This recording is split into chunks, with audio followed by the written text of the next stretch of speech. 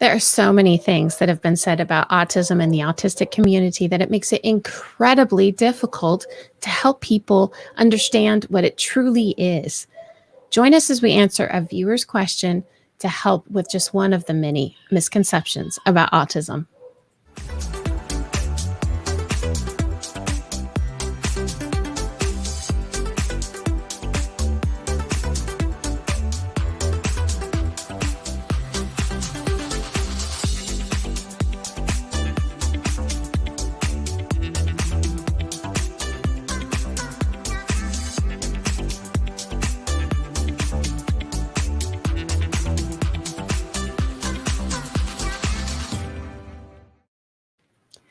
Welcome to this episode of My Spectrum Life podcast. My name is Jessica, and I'm an autism mom.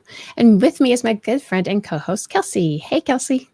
Hello, how are you? I'm Kelsey, and I am a SPED teacher with a master's in behavior. How are you doing tonight? I'm doing all right. How are you? I'm good. I'm excited to be here, and I'm excited to answer our viewers' questions. You know, we have to say that we absolutely love getting these questions. Oh, yes, we do. We love the interaction among us. So, yes, please send them. We love it.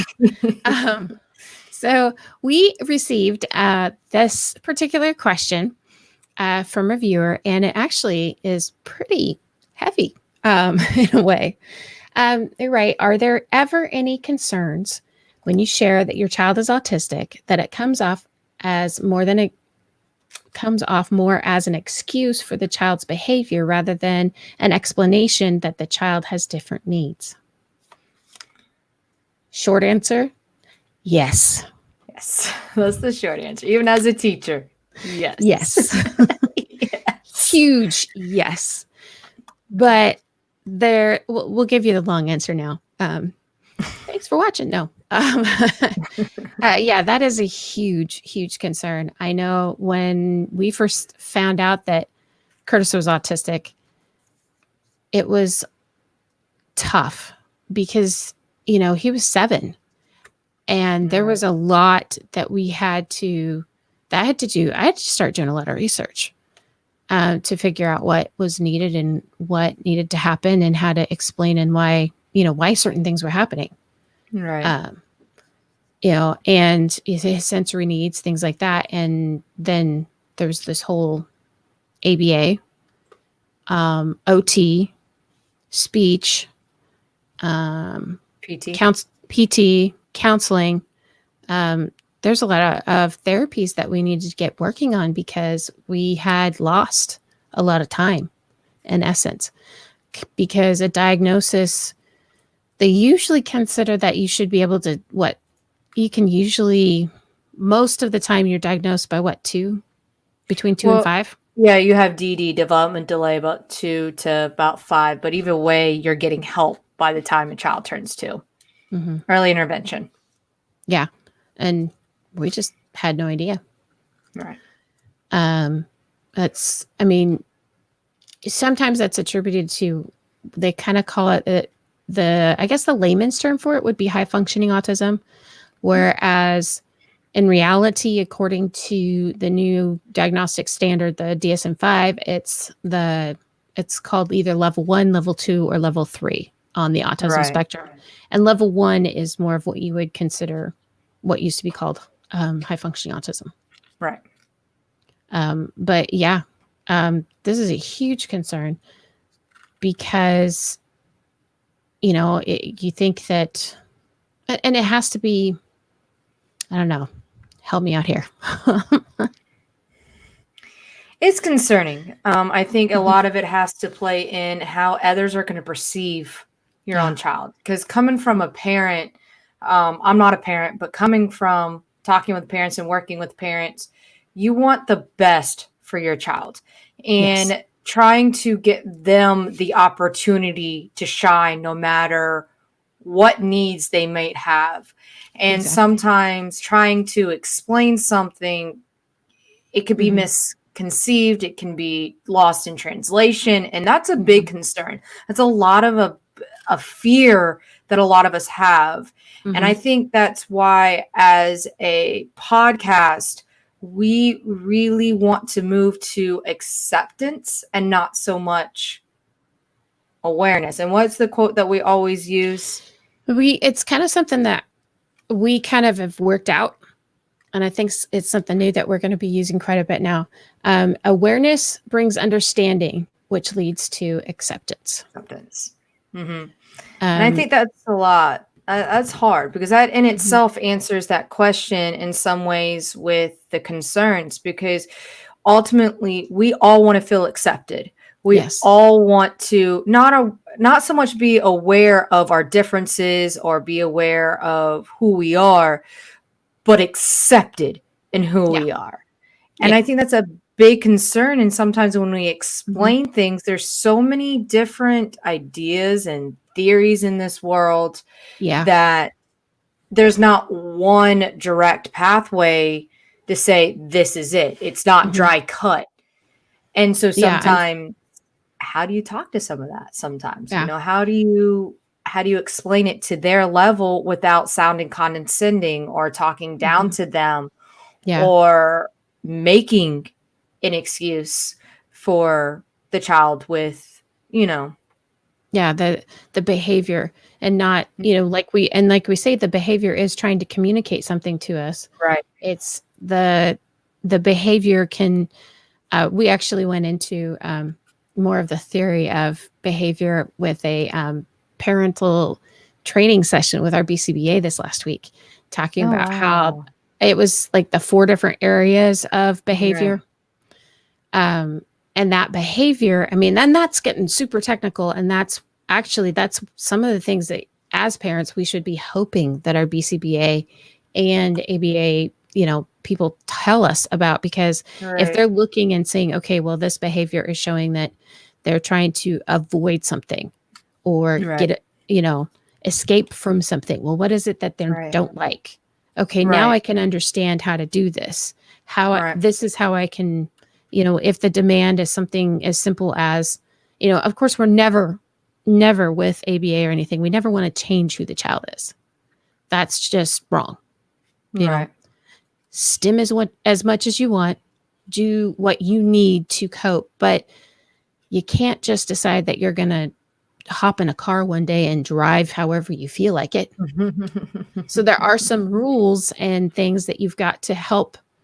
I mean, that's one of the things that I see going on with our ABA with Curtis, is that we're trying to help him understand, okay, there are boundaries, there are rules that if we can learn how to do them inside our house, when we go to a place like church, right, he can abide by those rules and understand what it is that right, he needs to do.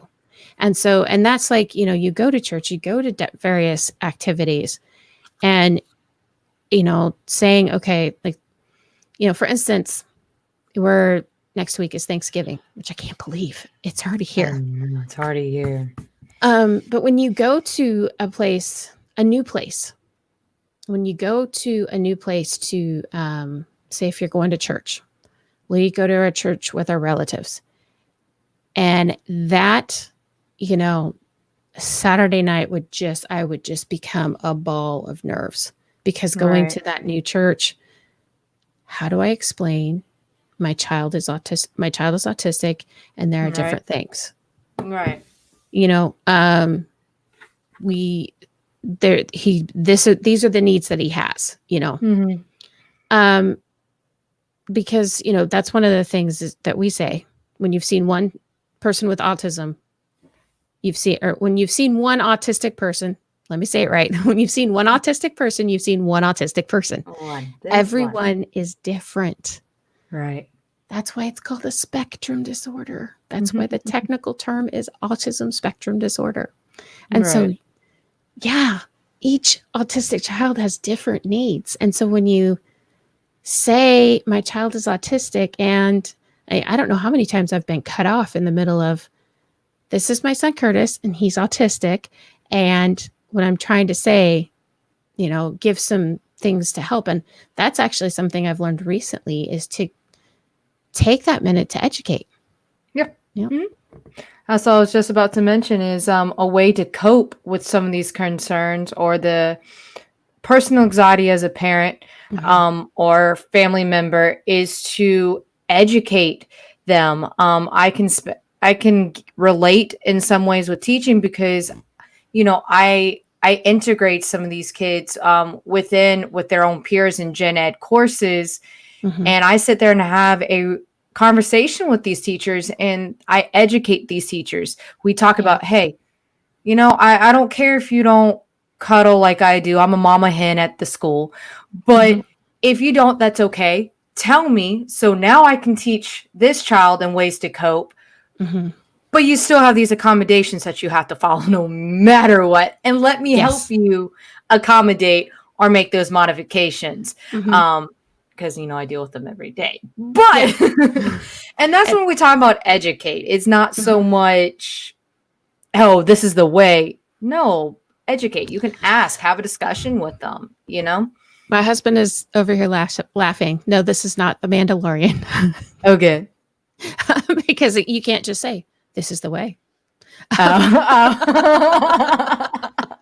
Yes, our little Star Wars joke. Star Wars. There's not just like one way to say, okay, this is how Right. every autistic person or child is going to Right. behave. This is, no. Right.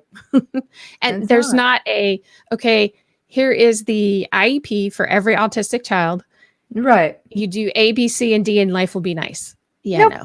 Sorry. And that's what I tell my parents. That's what I tell my teachers. I'm like, if this way doesn't work, call me. Don't send them back. Let Mhm. me come in and let me figure it out, and then let me help you figure it out. So if it does arise again, it is. But I actually do sit down and talk to my parents and all my teachers that behavior is a communication. Like we just Yeah. recently had a student. He's getting frustrated and he's having a hard time Yeah. telling me that he's getting frustrated. Yeah. And so Yeah. we ultimately changed what he was using as to Mhm. communicate with me, and whole different kid.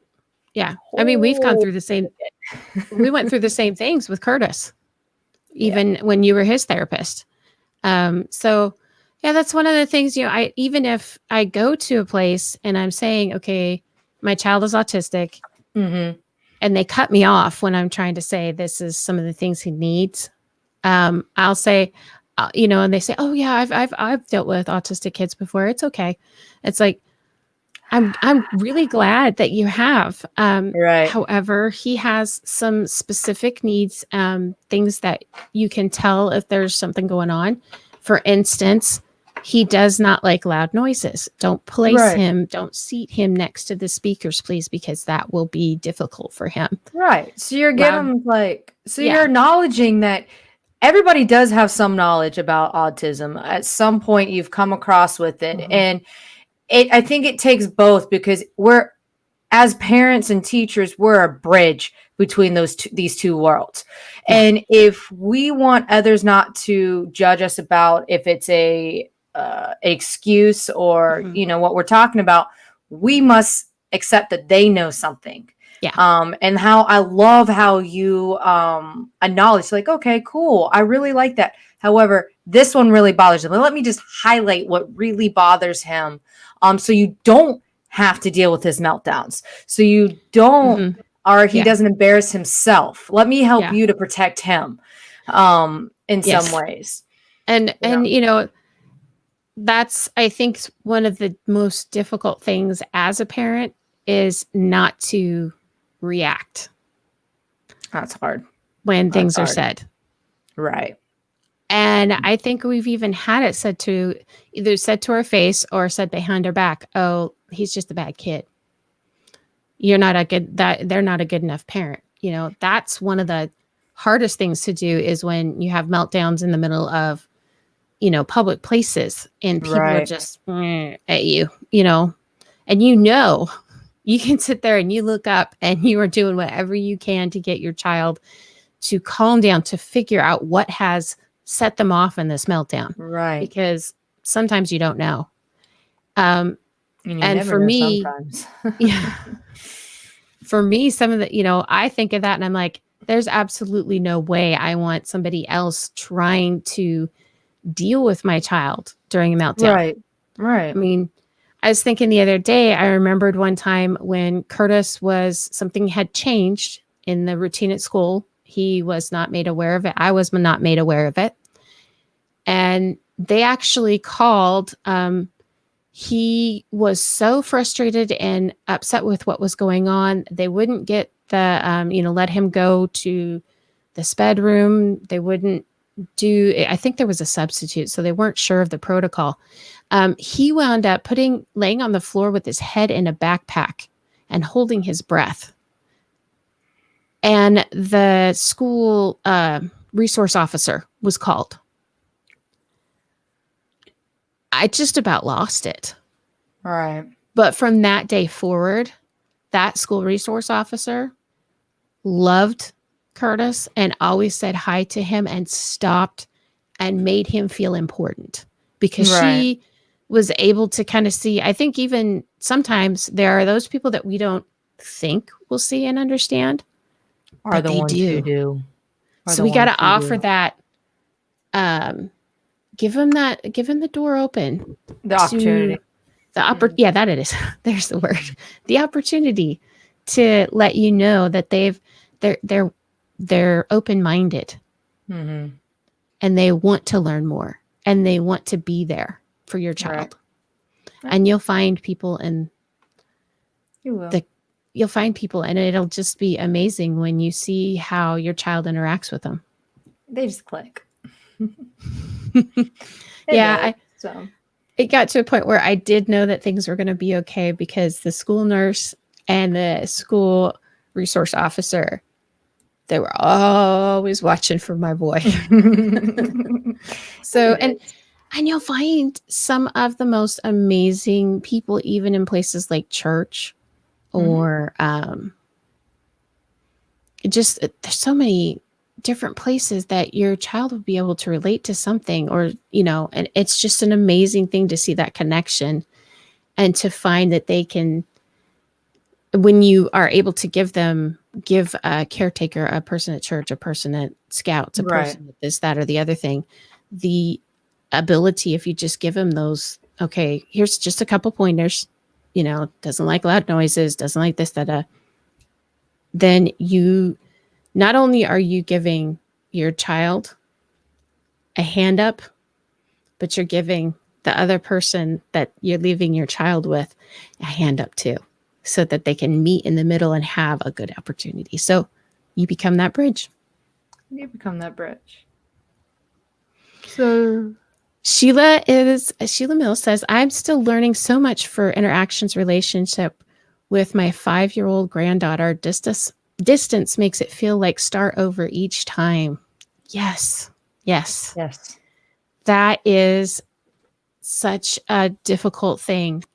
My parents feel that way.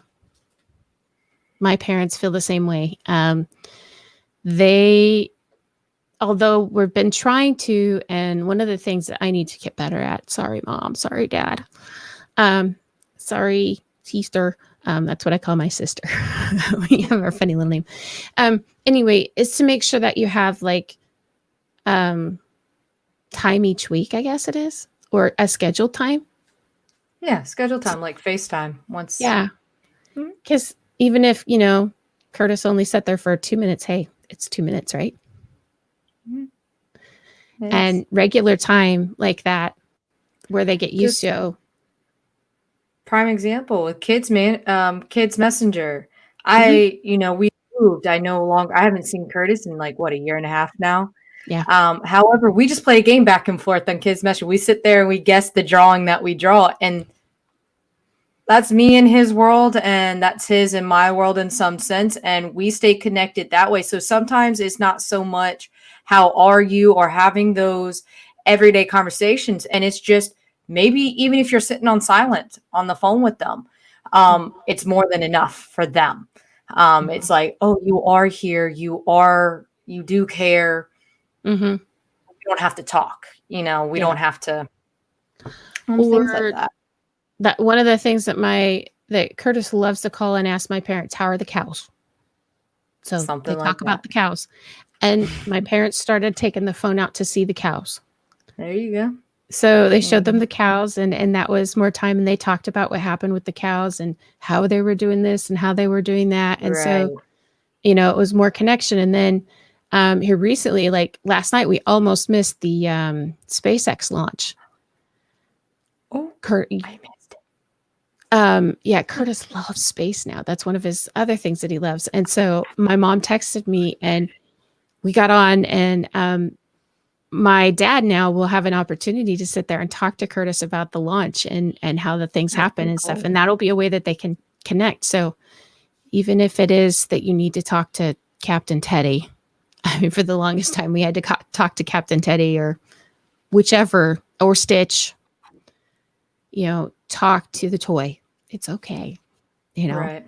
love on them, and you'll find that way. We will. Really look, and you can find that way where you can connect with them. And as parents, when we say they're autistic, um, we can help somebody else make that connection with our child, which it's hard. It is so hard for them to make that connection. But I have to give Miss Mills a compliment though, because this is extended family, something that, she doesn't, and she's sitting Mhm. here trying to connect and bridge that gap between the two worlds and trying to Yes. understand her granddaughter. And I thank you so much, Miss Mills, because you make that child's Hmm. life that much different and that much better. So I And thank you. yeah, and just being open to finding a way, Mhm. and knowing that, just being open to whatever your own son or daughter is telling you about your granddaughter so that you can help them out is going to be another huge thing that will be helpful. The Yes. more that I am able to, and my husband and I are able to tell um, his parents or my parents or our extended family about Curtis or what's going on at that certain time, helps them to make those connections. Mhm. Which you could do the same thing with churches or Hmm. the one. So when you have a concern of telling them the first time, just accept, okay, you're going to educate, you're going to everybody's going to make their own judgments. Hmm. But if you keep coming and keep keeping those key leaders in um, real time knowledge like you're doing, Yes. they're going to start to see the pattern. They're going to start to see, okay, this kid isn't a bad kid. Hmm. The parent's not making an excuse. She's actually trying us to help us out. We're Hmm. trying to help him, and just kind of keep being consistent. That was the word I was looking for.